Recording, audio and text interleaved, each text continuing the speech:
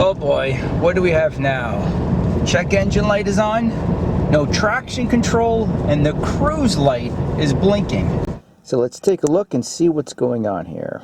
So the code, as you can see on the top left-hand corner, is for a catalytic converter. Let's take a closer look. And right here we have the catalytic converter. Now these are very expensive, between $600 to $1,000 just for the converter. Now I'm smelling exhaust and I'm hearing an exhaust leak. So I'm going to remove the converter. Let's put it on the bench and maybe we can find a leak and patch it. So let's start with some penetrating oil.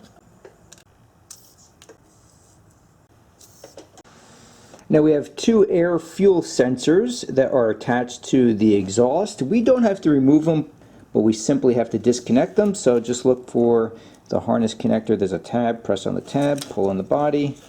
Same one right back here. And here we are with the same coupling. Don't forget, a lot of times you can remove the wheel and get better access to what you're trying to remove. So all of the fasteners are removed from this coupling, and now we can move over to the driver's side cylinder head and the passenger side cylinder head.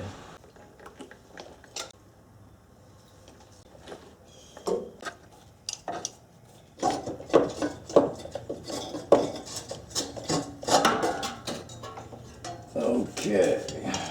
Now this is the point of today's video. I've already inspected the converter here on the bench. There are no holes, no broken welds, no gouges.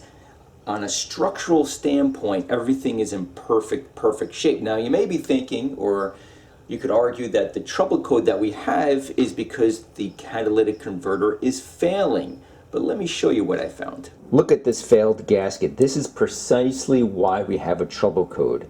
And this $4 part could easily cost you over $1,000 and trick you into thinking you need a brand new catalytic converter. Now, just like I mentioned earlier in the video, I not only smelled exhaust fumes, but also the car was running louder. I could tell that there was an exhaust leak.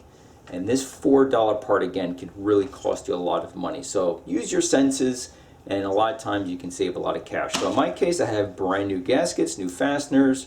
Since we're here, might as well replace everything. We'll delete the code, start the vehicle, and wrap it up.